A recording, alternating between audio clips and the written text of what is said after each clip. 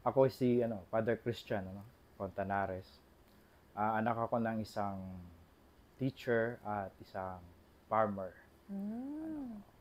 So, ang inspiration ko sa aking pagpapari, makikita ko siguro kung babalikan ko ang aking vocation story. Nagmumula ito sa aking mga lolo't lola. Sila Mm. talagang mga religious sa aming mga pamilya, very religyoso. So, pag hindi nga ako makasimba nung bata pa ako, talagang papagalitan ako. So, yun ang simula siguro. At saka, na-sustain din siguro dahil sa mahilig mag-rosary ang lola ko. So, yun siguro ang nakapag-sustain sa amin sa pananampalataya, sa the way kami mag-act sa loob ng bahay. So, yun ang, doon ko makikita, doon nagsimula ang pananampalataya ko rin, kung paano lumakas ito at Mm. nagbunga na ako ay pumasok para magpare. So, Mm. doon ko makikita, magsisimula ang aking bukasyon sa pagpapare. Actually, hindi naman ako madasalin. Hindi rin ako, kasi galing ako ng ng public school, Ang mga public school, hindi naman ganun Walang Catholic o walang, subject, meron lang walang kaming religion. katikista doon sa, ano, at least yung mga katikista namin masisipag, tapos ang mga teacher din namin, mga katoliko rin. So, kami nga lang siguro ang mayroong may 3 o'clock mass, ay 3 o'clock prayer habit, sa public Mm. school siguro noon. Dahil sa isang teacher namin na napaka-religyosa. So, doon siguro, doon ko nakikita rin na medyo pinatatag din ang aking pananampalataya. Bata pa lang ako, So, kahit na lumaki na ako, di naman natin masasabi na na religious talaga ang dating ko, o religyoso din talaga ang dating ko, o madasalin ako. At least Mm. nakikita ko rin, yun ang naging parang stepping stone ko, na meron pala akong pinanghahawakang pananampalataya. Hindi ko lang ramdam sa buhay ko noon, kasi nagtrabaho, nag-aral. So, pero nung pumasok ako sa seminary, nakita ko na equip pala ako, kung anong ginagawa sa seminary. Nakita ko na meron pala akong ah, na karanasan na pwede ring i-share sa seminary. Alam ko rin kung paano pala magdasal ng time team, paano magdasal ng rosaryo. Hindi ko yun namamalayan nung nasa labas ako ng seminary. Kasi akala ko, wala lang. Ito na yung buhay natin bilang tao. Sa labas ng seminary o sa labas ng na magtrabaho ka, punta ka ng work, balik ka na ng bahay, punta ka na naman ulit ng work. Parang ganun lang, Pero sa seminar kasi, naging structure.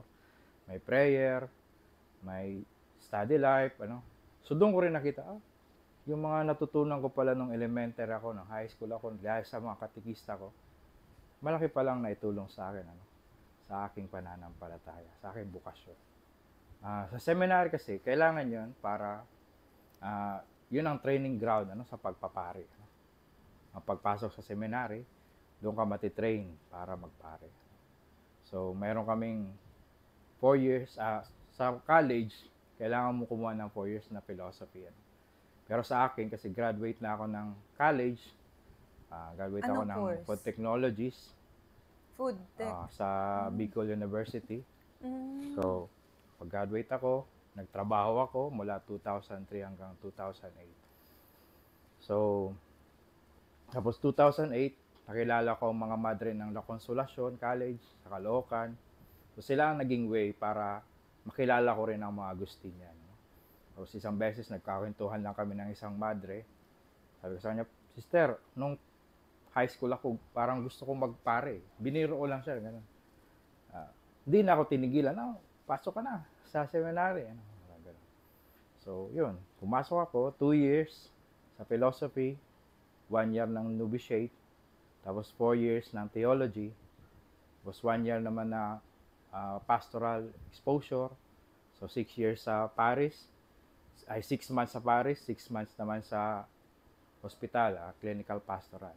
So, bago kami na-ordain, ako sa amin kasi ng Agustinian, mas mahalaga yung solemn profession sa amin, yung pagiging prior.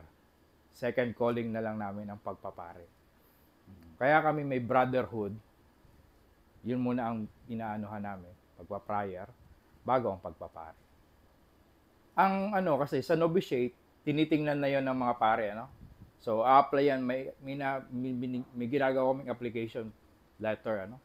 So, yung application letter, titingnan na ng pare kung para saan ka, pagpapari ba o pagbabrotherhood. So, doon pa lang sa novitiate, nakikita na namin kung saan kami pupunta. Kung brotherhood lang kami or diretso sa pagpapari. Sa akin, nag-decide na ako, diretso ako magpari.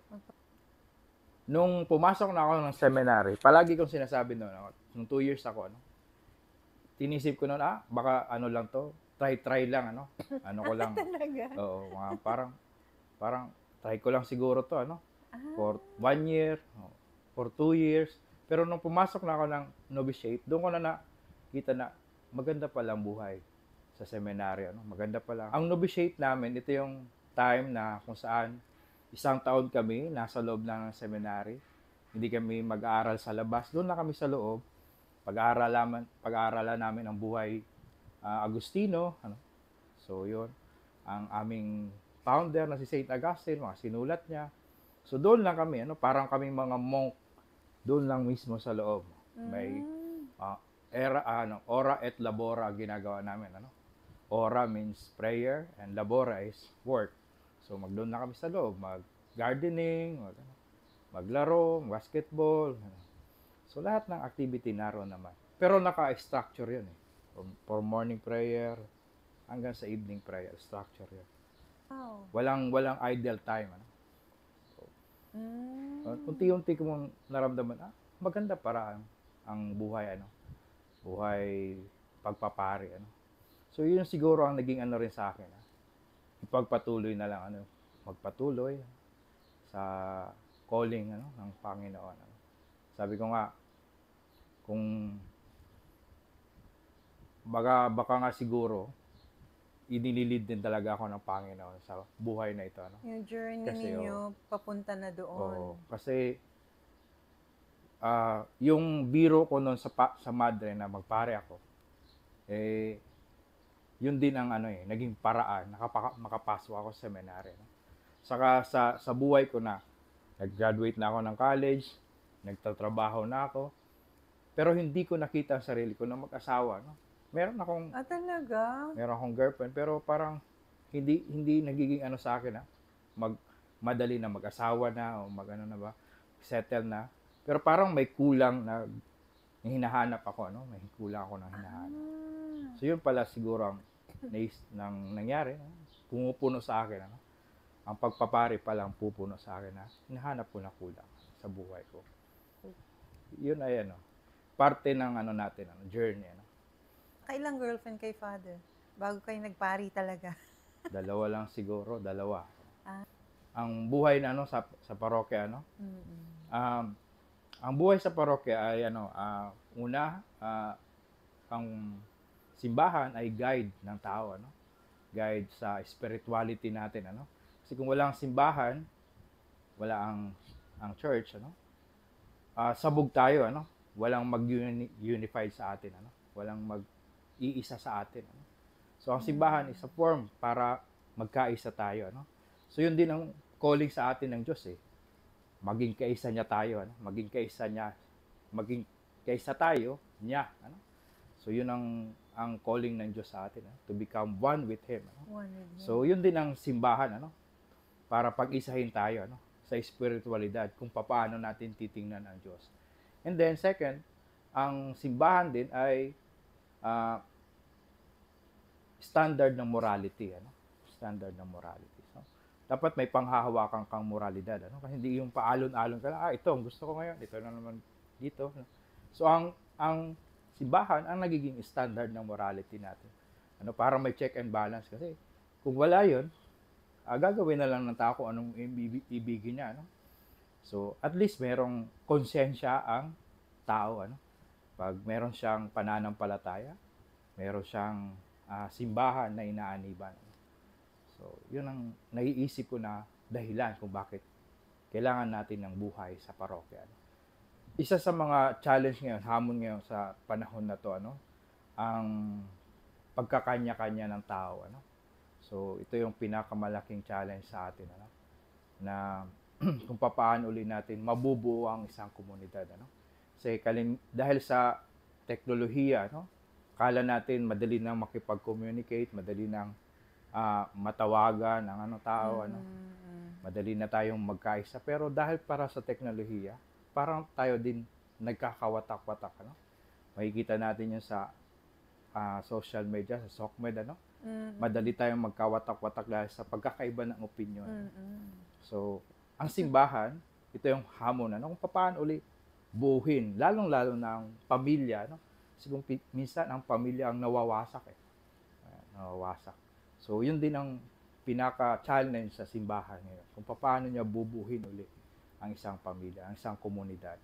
So, bilang mga Agustinian na builders of community, ano? Malaking hamon to sa amin, ano? Ang disunity na nangyayari sa ating paligid, ano? Kung paano mabuo uli, ano? Kasi very evident to, tingnan niyo sa mga chapel natin, ano? Minsan mas gusto na lang ng chapel, dito na lang kami sa chapel namin. Di na kami pupunta diyan sa parish, ano? Magmisa na lang dito sa chapel namin, ano? O may mga activity naman kami dito sa chapel namin, but kung may sasali pa sa activity ng parish, ano? Pero hindi nila nakikita na ang source ng kanilang pagiging chapel, identity ng chapel nila, ay nanggagaling mismo sa parish, ano? Sa main parish. Sa main parish. Na dapat meron din silang connection, ano? Hindi dapat malayo sila sa kanilang parish, ano? So, yun ang hamon, ano? Paano mo i-reach out ang parish doon sa isang chapel. Sa mga chapel. Na medyo lumalayo, ano? Nagiging alok. Ano? So, I think ang una is communication, ano? Ang tamang pakikisalamuha sa kanila, ano? Tamang pakikisama sa mga tao, ano? Hindi mo naman kailangan maging boss palagi, ano? Tama. So, kailangan mo rin maging companion sa kanila, no? Sa journey nila, sa kanilang pananampalataya. So, yun ang pinaka nakikita kong magandang dapat gawin ng isang pare, no? Maging kasama ka ng tao sa kanilang paglalakbay, ano? May common ground, ano? Ang pag-uusap nyo, ano? Hindi naman kailangang makita natin kung sino ang tama at mali, ano? Bagkos magkaintindihan tayo, ano? Magkaroon ng pag-uusap, ano? Magkaroon ng dialogue, ano? Kaya nga synodality, ano? Maintindihan natin ang bawat isa. Oo. Sa synod, yun ang pinapakita sa atin ng synod, ano? Na mag-usap tayo para magkaintindihan, magkaunawaan, ano? At kung magkaunawaan tayo, baka yung mga differences na meron tayo, masolusyonan natin, ano? So, yun ang pinapakita, ano, ng synod. So, ganoon din siguro sa communication, ano? Kailangan din natin maunawaan muna ang bawat isa. Malaman kung anong needs, ang needs ng parishioner, anong din ang needs ng pare, ano? Ng parish priest nila o nung kasama pang pare, ano, na iba. So, para malaman mo rin kung paano ka papasok, ano? Kung paano ka makikirelate, ano? Kasi hindi naman manghuhula ang pare, ano? Correct. So, hindi naman namin malalaman ang iniisip nyo, ano? Kung hindi kayo magsasabi Kung sa di magsasabi, tama. So, kailangan din talaga mag-open up din sila para din kami makarelate, ano? Magkatulungan. Sa akin minsan iniisip, masyado nang matanda si Father, para baka hindi na kami maintindihan. O baka Siguro, masyadong bata naman si Father, o baka ano. So, pero kung may communication, open ang communication, kahit siguro may age gap o ano, something, magkakaunawaan pa rin. Magkakaunawaan, Father. Kasi, kailangan lang maging totoo, ano? Totoo. Di ba? Hindi naman kami siguro close-minded. Di ba? Ang nangyari po diyan sa Japan mission, ano?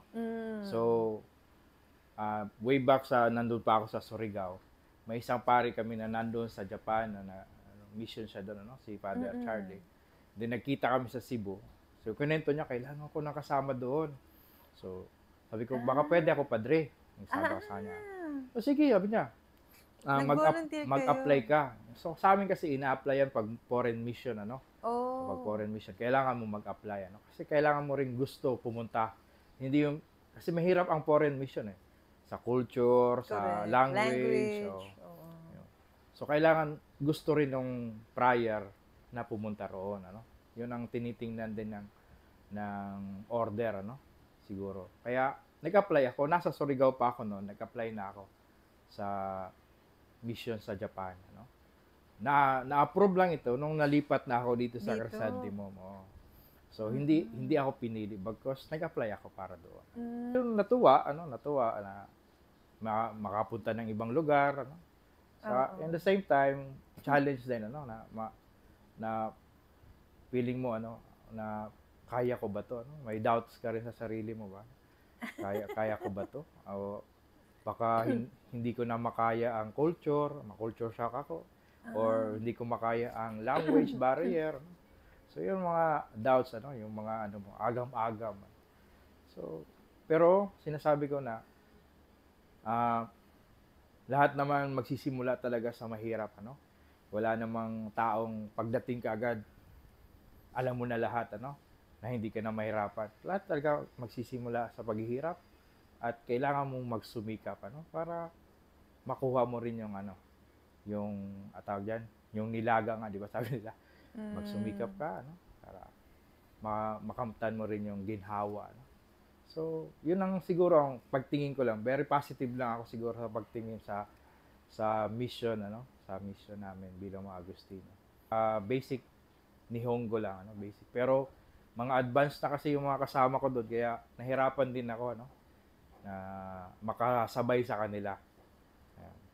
So, ano lang yun, parang taste po, ano lang, malasahan ko lang ba, ano ba ang lasa ng Nihongo language, ano? So, yun. Nakita ko naman na kaya naman kaya. Hindi siya madali. Talaga? Sabi nila madali eh. Hindi siya madali kasi may tatlong ginagamit silang language ang Japanese. So, may may hiragana, katakana, saka kanji, ano? So, tatlong language yun.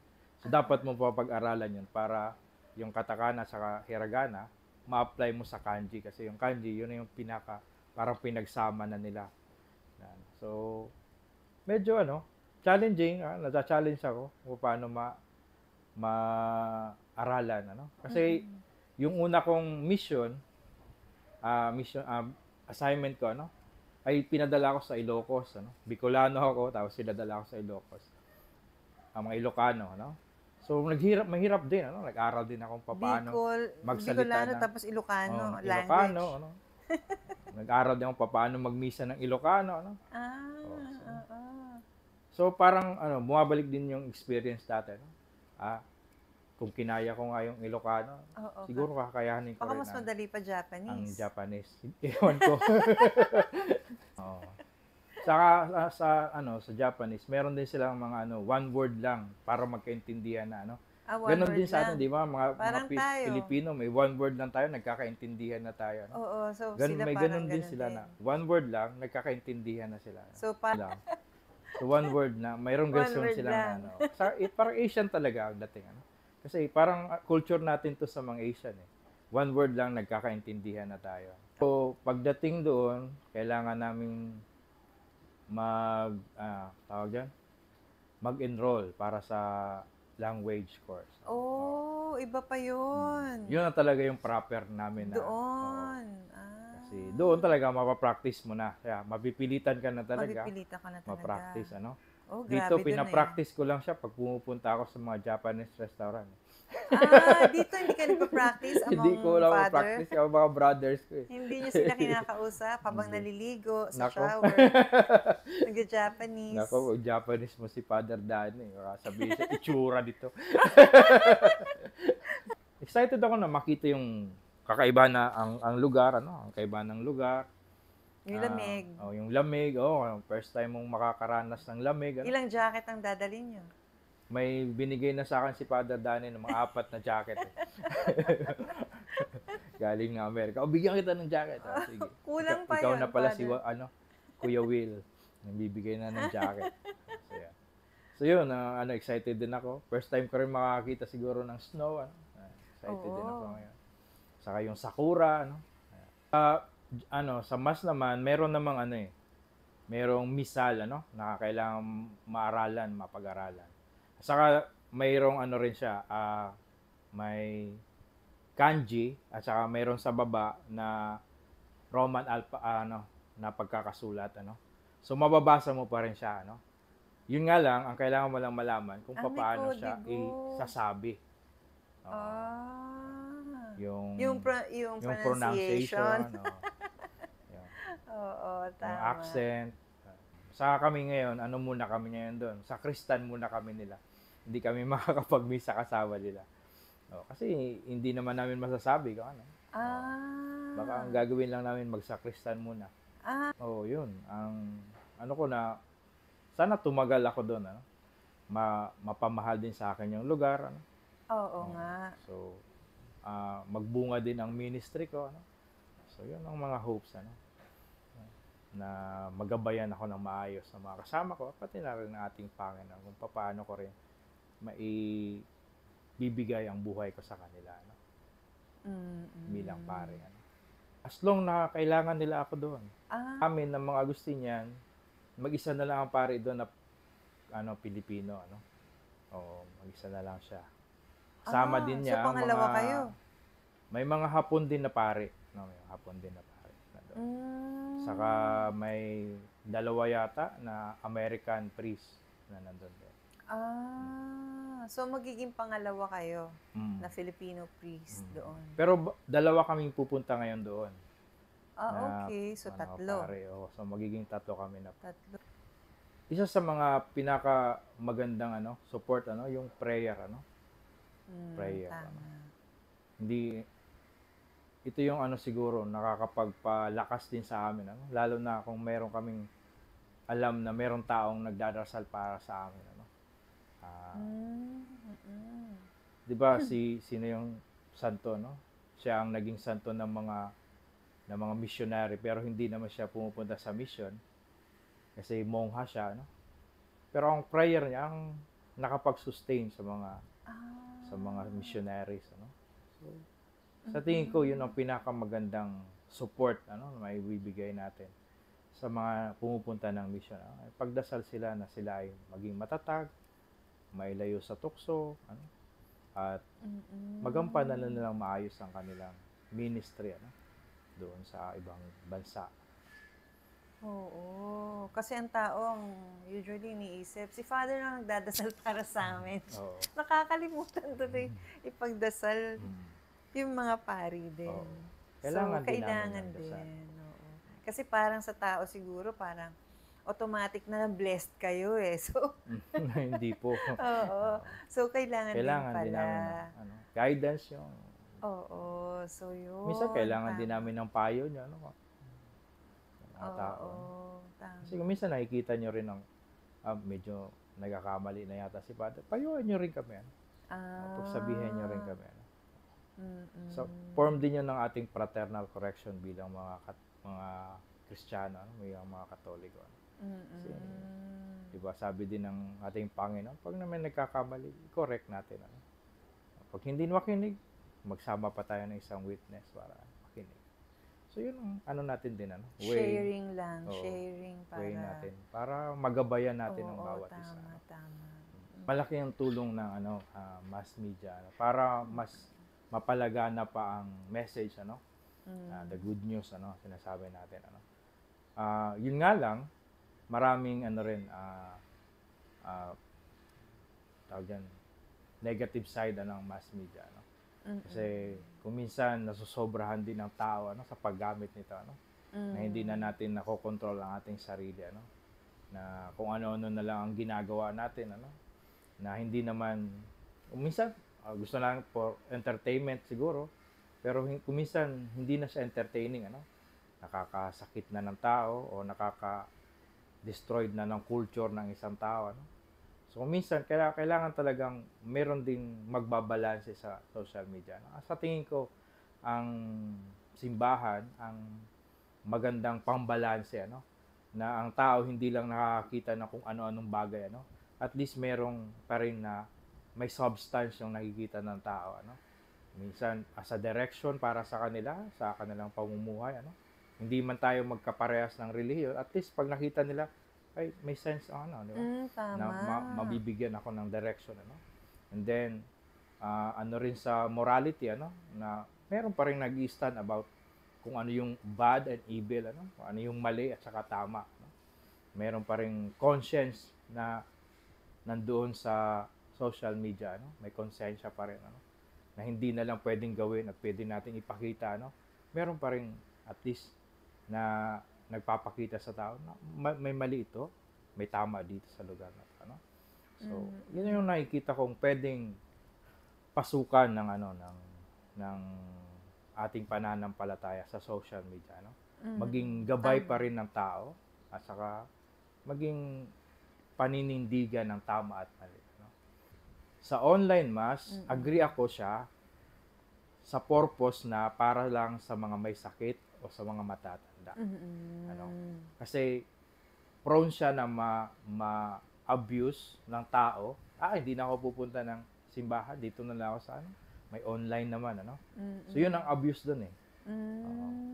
Kasi ang misa pa rin na within sa mga tao, no, kasama yung mga tao, ay mas mahalaga pa rin yung kaysa sa online mass, ano?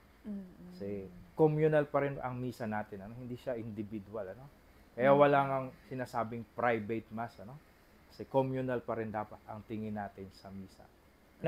Nakikita ko na ano, na nagbago ng point of view ko ng leadership si Pope Francis, ano?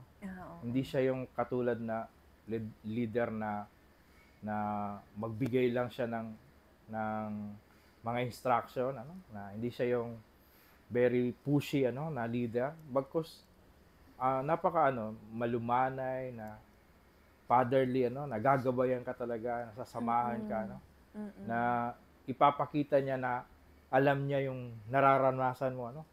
Kasi sinusubaybayan ko rin yung mga ginagawa ni Pope Francis, ano. Doon ko nakita na ang leader pala talaga hindi yung dapat stricto ka o ano, kailangan ikaw ang masusunod sa lahat, ano. Tama. So, nakita ko sa kanya na kailangan meron kang tenga talaga, na Tama. marunong kang makinig sa mga tao, Tama. marunong kang sumabay, ano, sabayan mo sila sa paglakad, ano, makisalamuha ka sa kanila, ano. Correct. Kung Sasabay. mangingisda sila, samahan mo sila sa pangingisda, Sabay, ano. oo. Tama. Oo. Yun ang leader. So, yun yung una kong nakita na nagbago sa pagtingin ko ng leader, ano, kasi galing ako ng ano eh, nagtatrabaho ako noon, may mga boss ako, correct. kita ko ang pagkakaiba nila Ng manager sa leader. Tama. sa leader na si Pope Francis, ano, sa Tama. kanyang pagkatao bilang leader ng simbahan, ano, na nakita niya talaga kung paano ang tao lumakad, ano. Sinamahan niya at ipinakita niya yung ano, yung puso ng simbahan, ano, yung puso ng simbahan sa mga tao, ano. Kaya mahal naman siya ng mga tao kasi kita yung puso, ano. Yung sinasabi niya nga na i-bless mo ang ano, ang same-sex, ano, na couple, ano. Hindi yun naman sa ikasal mo sila, but i-bless mo ang pagkatao nila bilang tao, ano. Maging blessing ka pa rin sa kanila, hindi curse para sa kanila, ano. So doon ko nakita na pwede naman pala eh. Ba't kailangan pala lagi nating maglagay ng harang, ng boundaries, ano? Pwede naman pala tayong magkaunawaan, ano? So pwede pala magbigay ka ng blessing sa kanila eh. Para maunawaan mo sila, maunawaan ka rin nila, ano? Bakit hindi pinapayagan ng simbahan na magkasal, ano? Kasi yun ang paninindigan ng simbahan, na babae at lalaki lang ang kasal. Pero, as a human being, pwede kitang i-bless, ano? So, doon ko nakikita ang ano niya, way of ano ni Pope Francis, ano? Way of understanding sa mga tao, ano? Kung paano ka maging leader, ano?